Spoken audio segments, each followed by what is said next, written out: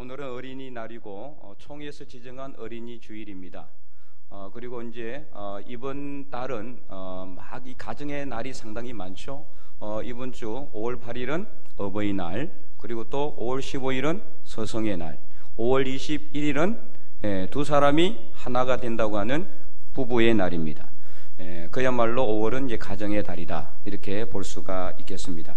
가정의 주인이신 하나님께서 우리를 불러주시고 가정을 이루시고, 그래서 이 가정을 통해서 하나님의 뜻을 이루시고자 하는 그것을 우리가 기억하고, 하나님의 뜻을 이루는 아름다운 가정, 복된 가정, 믿음의 가정이 되어서 영원토록 하나님께 영광을 올려드리는 아름다운 가정들이 다 될 수 있기를 주님의 이름으로 간절히 축원드립니다. 오늘 본문은 예수님께서 어린아이들을 안수하시고 축복하시는 내용이 나와 있습니다. 공관복음서에 모두 동일하게 다 기록이 되어 있어요. 성경을 보면은 예수님은 특별히 어린아이들을 아주 사랑하시는 것을 볼 수가 있습니다. 많은 부분에 나와 있지는 않지만 어린아이들이 예수님께로 나오는 것을 절대로 금하지 말도록 오늘 본문에도 그렇게 이야기하고 있죠. 14절에 보면은요, 예수님은 어린아이들을 데리고 오는 것을 꾸짖는 제자들에게 노하셨다, 이렇게 말씀하고 있어요. 그래서 13절에 사람들이 예수께서 만져주심을 바라고, 이제 어린아이들을 안수해 주시고 만져주시고 이렇게 기호해 주실 것을 바라고 어린아이들을 데리고 오니까 제자들이 막 꾸짖었어요. 그런 제자들에게 예수님께서는 14절 노하셨다라고 말씀하고 있어요. 노하셨다. 자, 여기서 노하셨다에 해당하는 헬라어 에가낙테세는 아주 붕괴하다, 몹시 탄식하다, 이런 뜻을 가지고 있어요. 다시 말해서 예수님께서는 어린아이들을 경시하고 또 좀 멀리하고 어린아이들이 오는 것을 이렇게 좋아하지 않는 잘못된 당시의 사회 풍습에 대해서 매우 마음에 들지 아니하셨다, 탄식하셨고 그것에 대해서 분노하셨다라는 것을 알 수가 있는 거죠. 그런데 이 제자들이 볼 때는 어떻습니까?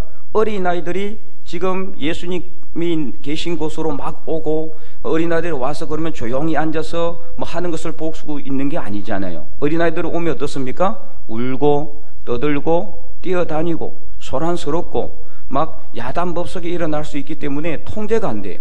그러니까 제자들은 어떻습니까? 예수님의 사역을 돕는다고 생각하고 어린아이들 오지 못하도록 그렇게 했다라고 볼 수가 있죠. 옛날 시골 장터에서 약장수들이 가장 많이 하는 말이 뭐였습니까? 애들은 가라. 애들은 가라. 네, 애들은 가라고 합니다. 그 이유가 뭐냐? 그냥 웃기려고 하는 멘트라기보다는 어린아이들이 와서 자꾸 이렇게 이제 이렇게 왔다 갔다 하고 그러면은 이 장소가 약을 팔지를 못하는 거예요. 어린아이들은 뭐 약을 사가겠어요? 어른들이 와야, 돈을 가지고 있는 어른들이 와야 약을 살 수가 있는데 애들만 잔뜩 모여 있어가는 장사가 안 되는 거죠. 어쨌든 간에 이러한 이제 일들도 있었다라는 거죠. 하지만 오늘 본문에서요, 14절에 예수님은 단호하게 어린아이들이 예수님께 오는 것을 용납하고 금하지 말라. 아이들 오는 거 그대로 놔두라고 말씀하고 있는 거죠. 더 나아가서 하나님의 나라가 이런 자의 것이니라, 이렇게까지 말씀하고 있다라는 거죠. 자, 여기서 하나님의 나라가 이런 자의 것이라는 것은 천국은 어린아이들의 것이다라는 거죠. 어린아이들의 천국, 이것을 말씀하고 있다는 것입니다.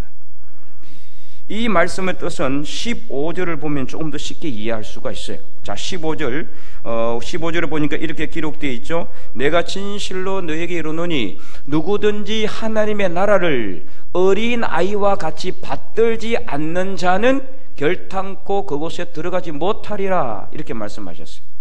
자, 그러면 어린아이와 같이 받드는 것이 도대체 뭘까?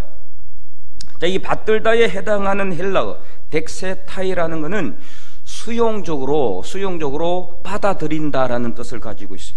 능동적으로 받아들이다, 수용하여 받아들이다. 다시 말하면은 아무 거리낌 없이, 아무 조건 없이 순수하게 받아들이는 것을 말하고 있는 거예요. 누군가 뭔가 준다고 할 때 어른들은 어떻습니까? 산전수전, 공중전까지 다 겪은 어른들이라면은 저 사람이 내게 뭔가 준다고 하면은 저걸 받아야 될지 말아야 될지 이리저리 머리도 굴리고 계산해 봐서 내가 받아가지고 해가 되지 않을 것 같으면, 이익이 될 것 같으면 받지 않겠습니까? 그러나 어린아이들은 그렇지 않아요. 주면 다 받아요. 덥석 받아지죠. 오늘 우리 중상층의 시원이도 예배 드리고 있는데, 오전 아동부 예배 때에 우리 그 김흥일 장로님이 잠깐 이제 이게 말씀도 전하시고 매직쇼를 했는데, 이렇게 꽃을 쭉 해가지고 주니까 그냥 받아요. 좋은 건지 안 좋은 건지는 모르고 그냥 주면 받는 거예요. 어린아이들은 이걸 내가 받아지면은 문제가 생길지 안 생길지 그 계산합니까? 계산 안 합니다. 주는 대로 다 받아요. 어린아이들은 아무 생각이 없어요. 계산을 안 한다는 거죠. 머리를 안 굴린다는 거죠. 그래서 아무 조건 없이, 거리낌 없이 받아들이는 것, 이것을 말하는 겁니다. 다시 말해서 어린아이들처럼 아무 의심하지 않고 순수하게 받아들이는 것, 하나님의 말씀을 받아들이고 예수님을 받아들이고 예수님의 말씀을 받아들이고 수용하는 이러한 자세를 말하고 있는 거예요. 이런 자세야말로 천국을 소유하는 사람의 것이라는 겁니다. 이것을 오늘 본문은 우리에게 예수님께서 어린아이를 통해서 말씀해주고 가르쳐주고 있는 겁니다. 그래서 하나님께서는 천국을 예비하셨어요. 그래서 우리에게 주려고 하십니다. 누구를 통해서요? 예수님을 통해서. 그러나 예수님을 통해서 주려고 하는 이 천국을 유대인들은 받으려고 하지도 않았고, 천국으로 가는 통로가 되시는 예수님을 오히려 배척하고 예수님을 십자가에 못 박았잖아요. 그렇다고 예수님을 믿는데 무슨 조건이 있었습니까? 너희들이 재산 얼마 가져와라, 아니면은 뭘 갖다 바쳐라, 아니면은 무슨 조건을 제시한 게 아닙니다. 아무 조건 없이 예수님을 믿기만 하면은 천국을 소유할 수 있는데, 유대인들은 그것마저도 싫어했어요. 천국에 가는 것도 싫어했고 예수님을 받아들이지도 않았고, 따져봤더니 어떻습니까? 예수님은 자기들이 잘 알고 있는 목수의 아들이고 가난한 집의 아들이고 그리고 그냥 평범한 인물인데, 이 사람을 받아들이면은 안 될 것 같으니까, 그러니까 머리를 굴려봤더니 아니다 싶으니까 받아들이지 않는 거죠. 만약에 어린아이 같은 그런 순수한 마음이라면 받아들였겠죠. 그들이 누굽니까? 제자들이에요. 베드로와 야고보와 요한, 빌립, 안드레, 이런 제자들은 어떻습니까? 예수님께서 나를 따르라고 했을 때 내가 예수님을 따라가면은 돈이 생길지 아니면 한 자리 할지 그거 다 계산해보고 예수님을 따랐습니까? 아닙니다. 예수님께서 나를 따르라고 했을 때 배를 버려두고 아버지를 버려두고 다 버려두고 바로 적시로 예수님을 따랐습니다. 바로 그러한 아무 조건 없이 서스럼 없이 따지지 않고 계산하지 않고 머리 굴리지 않고 예수님을 따라가고자 하는 마음, 예수님을 받아들이고자 하는 마음, 하나님의 말씀을 내가 받고자 하는 이러한 마음을 가지는 그런 사람에게 천국이 임한다는 것을 오늘 본문은 분명히 말씀하고 있습니다. 그래서 오늘 우리는 아무것도 따지지 않고 순수하게 받아들이는 어린아이같이 되지 아니하면은 예수님을 믿기도 힘들 뿐만 아니라 천국을 소유한다는 것도 어렵다는 것을 알아야 합니다. 우리도 예수님을 믿으면은 뭔가 잘 될 것 같으니까, 뭔가 무슨 좋은 일이 일어날 것 같으니까 그래서 예수님을 믿었습니까? 아니잖아요. 부자가 되게 해준다고 해서 예수님을 믿었습니까? 사업이 잘 되게 해준다고 해서 예수님을 믿었습니까? 아니면은 병을 낫게 해준다고 예수님을 믿었습니까? 조건을 가지고 예수님을 믿게 되면은 그 조건이 깨지면은 믿음도 사라지는 거예요. 그 조건적 믿음은 절대로 영원하지가 않아요. 우리가 예수님을 믿은 것은 우리가 뭔가 조건이 있어서 예수님을 믿은 게 아니에요. 우리가 온 마음으로 정말 진실한 마음으로 회개하는 심정으로 예수님 앞에 나갔을 때 성령께서 우리 안으로 들어오셔서 우리로 하여금 예수님을 믿도록 해 주신 겁니다. 그래서 내 힘과 능력으로 예수님을 믿은 게 아니에요. 내 의지로 예수님을 믿은 게 아니에요. 내가 예수님 믿고 싶다고 해서 예수님 믿은 사람이 있습니까? 이 세상 그 누구도 나는 예수님 믿고 싶어 그런다고 해서 예수님이 믿겨지는 게 아니에요. 예수님을 믿는 것은 내 힘과 내 능력으로 하는 게 아닙니다. 인간적인 힘과 능력으로 하는 게 아니라 나도 모르고 내 안에서 성령께서 역사하셔서 나로 하여금 예수님을 믿을 수 있도록 길을 열어주신 겁니다. 그것이 바로 우리의 믿음이요, 그것을 통해서 우리는 예수님을 믿게 된 것인 줄 믿으시기 바랍니다. 간절한 마음으로 우리 죄를 회개하고 그래서 성령의 도우심으로 예수님이 믿어지게 된 것이지 우리 힘과 능력으로 우리의 의지대로 예수님을 믿은 게 아니라는 거예요. 이것 재고 저것 재고 이리 따지고 저리 따지고 다 계산해 봐서 예수님을 믿으면은 잘 될 것 같으니까 예수님을 믿은 게 아니란 말이에요. 그러니 이렇게 이리저리 따지는 사람들이 과연 예수님을 믿기 쉬울까? 물론 불가능할 수 한다고 할 수는 없지만 그러나 정말로 예수님을 믿기는 어렵다는 것을 알아야 돼요. 그래서 마태복음 19장에 보면은 이 말씀이 그대로 나와 있어요. 율법의 모든 것을 다 지킨 한 부자 청년이 있었어요. 모든 율법의 말씀을 철저하게 지켰어요. 그러나 그에게 예수님께서 한 가지 부족한 것이 있다고 했어요. 그 부족한 것이 뭐냐? 내 재산을 가지고 내 소유를 팔아서 가난한 사람들을 도와주라. 그리하면은 하늘에서 보화가 있을 것이라고 말씀했어요. 자, 그랬을 때 이 청년이 어떻게 했습니까? 자, 마태복음 19장 22절을 보면 이렇게 기록하고 있습니다. 그 청년이 재물이 많음으로 이 말씀을 듣고 근심하며 가니라. 여러분, 이 청년이 왜 근심하며 갔습니까? 이유는 나와 있지 않아요. 그죠? 이유에 대해서는 나와 있지 않지만 문맥 전후 상황을 고려해서 보면은 100% 확실한 것은 이 청년은 분명히 머리를 굴려봤을 겁니다.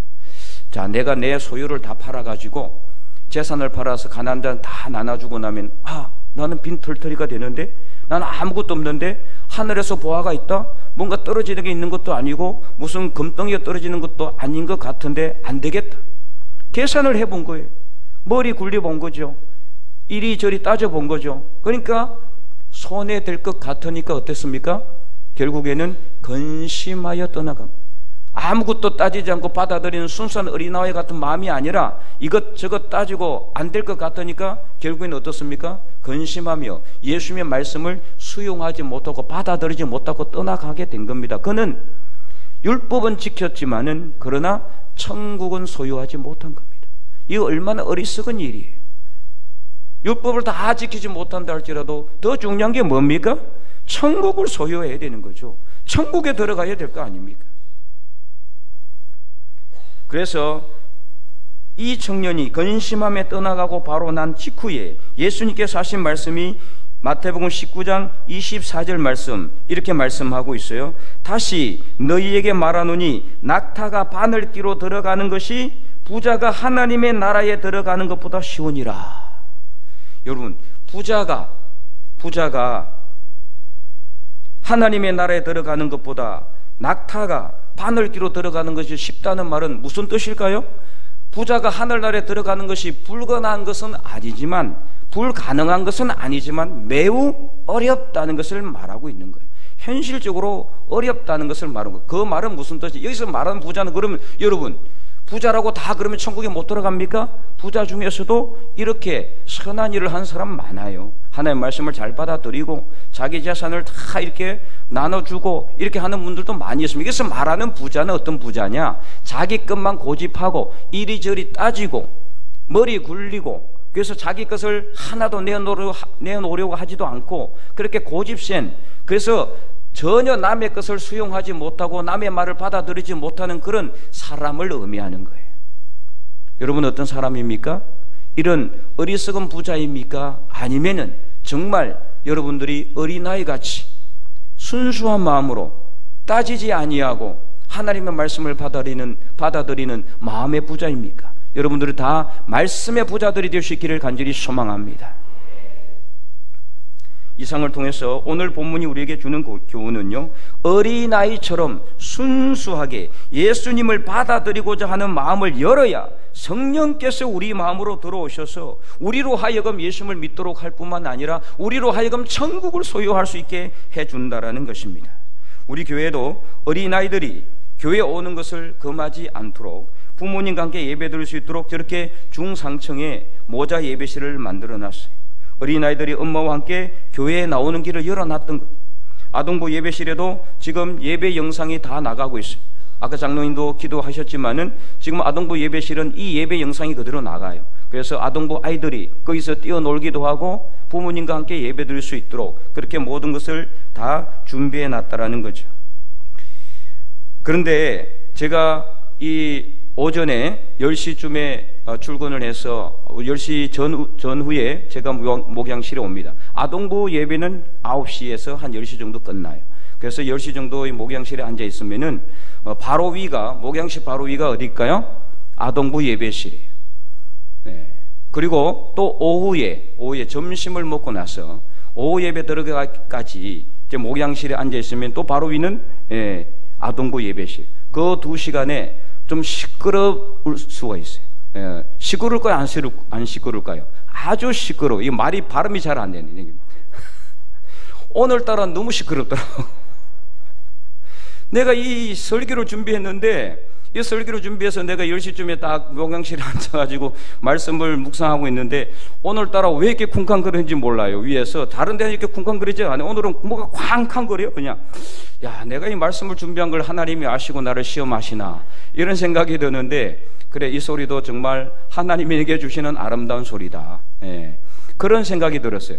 이제 평소에는 제가 위에서 아동부 예배실에서 이 피아노를 쾅쾅 하는 소리 말고는 제가 한 번도 아이들이 떠든다고 금지해 본 적이 없어요. 위에 올라가서 시끄럽다고 이야기해 본 적도 없고, 오히려 뛰어놀아라, 그렇게 이야기를 했습니다. 왜냐? 아이들이 교회에 오는 것을 막으면 안 되기 때문에.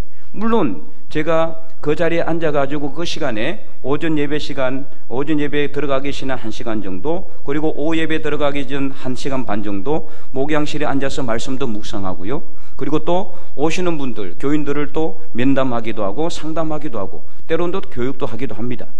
그러면은 위에서 떠들면은 방해가 될까요? 안 될까요? 방해가 아주 많이 됩니다. 네, 하지만 처음에는 사실 솔직히 힘들었어요. 처음에 제가 우리 교회에 와서 너무 시끄러운 거예요. 그래서 딱 보니까 위에 아이들이 이제 뛰노는데 이것을 어떻게 할까 고민을 하면서 묵상을 할 때 하나님께서, 그래, 만약에 아이들이 조용하고 아이들이 아무도 없으면은 조용해서 묵상하기는 좋지만은, 만약에 아이들이 없다면은 아동부 아이들이 사라지게 되는 거 아닙니까? 이것도 하나님께서 주시는 복이다, 이렇게 생각하니까 아이들이 떠드는 소리, 아이들이 뛰어노는 소리, 아이들이 막 시끄럽게 이렇게 제잘거리는 소리가 오히려 이제는 듣기가 좋아요. 그래서 우리 아동부 선생님들은 이 시간 이후부터 목사님들은 니네들 떠드는 소리가 좋다고 하니까 더 시끄럽게 하라, 이렇게 하지는 말아 주시기 바랍니다. 근데요, 정말 이 아이들이 아무 소리 없이 조용하고, 그래서 아이들이 없으면 당연히 조용하겠죠. 아이들이 사라지면 조용해요. 딱 방법은 하나예요. 아이들을 다 어디로 보내거나 아니면 오지 못하게 하거나, 그러면은 조용합니다. 그러면 아주 좋을 것 같죠? 그럴까요? 절대 아니죠. 아이들은 떠드는 것이 정상입니다. 그죠? 어린아이들이 응애하고 울어야 돼. 아이들이 안 울고 아이들이 안 떠들면 문제가 있는 거예요. 그래서 소란하고 뛰어다니고, 또 때로는 제잘거리고, 가끔은 또 찬송 소리도 나요. 막 찬송도 해. 늘 똑같은 찬송. 그래서 교회에서 아이들이 제잘거리는 소리와 뛰어노는 소리와 찬송하는 소리가 커져야 교회는 건강한 교회입니다. 그래서 정말 여러분, 이 아이들이 뛰어노는 게 얼마나 좋은지 몰라요. 다른 교회 같은 경우는 아동부가 없어요. 어떤 한 교회는 와서 이렇게 이야기하는, 우리 교회는 아동부 2명이다. 2명. 네, 도시에 있는 데도 그래요. 근데 우리는 그렇지 않잖아요. 그래도 아이들이 있고, 아동부 아이들이 있고, 중고등부, 청년부가 있어요. 교회 학교를 통해서 이 교회가 건강하게 커나가는 거고, 이 지역에 선한 영향을 미치게 되는 거고, 나중에 이 아이들이 자라나서 이 지역뿐만 아니라 이 나라와 이 세계를 움직이는 그런 리더가 될지 누가 알겠습니까? 하나님께서 꿈을 주시고 비전을 주시고 소망을 주시면은 우리 죽변제일교회를 통해서 정말 이 시대를 움직이는 위대한 지도자들이 나올 수 있기를 간절히 소망합니다. 그러므로 교회는 아이들이 아무 거리낌 없이 교회 문턱을 넘어오도록 최대한 문을 넓게 열어야 돼요. 쉽게 문을 열어줘야 돼요. 그래서 아이들이 언제든지 교회에 올 수 있도록 해줘야 됩니다. 물론 예배 시간에 떠드는 것은 당연히 교육을 통해서 철저히 금지해야 돼요. 그래서 계속해서 교육해야 됩니다. 예배 시간에 떠드는 것까지 허용해서는 안 돼요. 하지만 그러나 아이들이 그 외의 시간에 왔다 갔다 하고 떠드는 것은 정말 정상이에요. 이것을 통해서 아이들도 배우게 되는 거예요. 그래서 이 성전에 아동부와 중고등부 그리고 청년부까지 교회 학교 학생들이 가득 채워져서 마음껏 하나님을 찬송하고 찬양함으로 인해서 우리 가운데 하나님의 천국, 하나님의 나라가 임할 수 있기를 간절히 소망합니다. 네, 다음 글은 서울 초등학교 글짓기 대회에서 1등한 용욱이라는 아이의 글이에요. 그러니까 들어보신 분도 있을 수도 있어요. 최근에 보니까 1년 전, 2년 전에 서울대학로에서 용욱의 편지라는 뮤지컬로 이렇게 이제 이 연극을 하기도 하더라고요. 제가 그 글을 좀 소개하도록 하겠습니다. 약간 긴데요. 한번 들어보시기 바랍니다. 사랑하는 예수님, 안녕하세요. 저는 서울 구루초등학교 3학년 용욱이에요. 우리는 한 울타리에 55가구가 사는 벌집에 살아요. 화장실도 따로 없어서 공중화장실에 줄을 길게 서서 차례를 기다려야 해요. 우리 식구는 외할머니, 엄마, 여동생, 용숙이랑 4식구가 살아요. 우리 방은 할머니 말씀대로 라면 박스만 해서 4식구가 다 같이 잠을 잘 수도 없어요. 그래서 엄마는 일하시는 술집에서 주무시고 새벽에 오세요. 아빠는 청송교도소에 수감되어 있어요. 예수님, 우리는 참 가난해요. 그래서 도시락 못 싸가는 날이 더 많아요. 엄마는 술을 많이 먹어서 간이 나쁜데도 매일 술 취해서 울어요. 우리를 보고 이 애물단지들아 왜 태어났니? 같이 죽어버리자라고 하실 때가 많아요. 저는 예수님이 제 때문에 돌아가셨다라는 말을 정말로 이해하지 못했어요. 그런데 지난 부활절 제가 죄인인 것을 알았어요. 저는 친구들이 우리 엄마 보고 술집 작부라고 하는 말을 듣는 것이 죽기보다 싫었고요. 매일매일 술 먹고 주정하면서 다 같이 죽자고 하는 엄마가 얼마나 미웠는지 아시죠?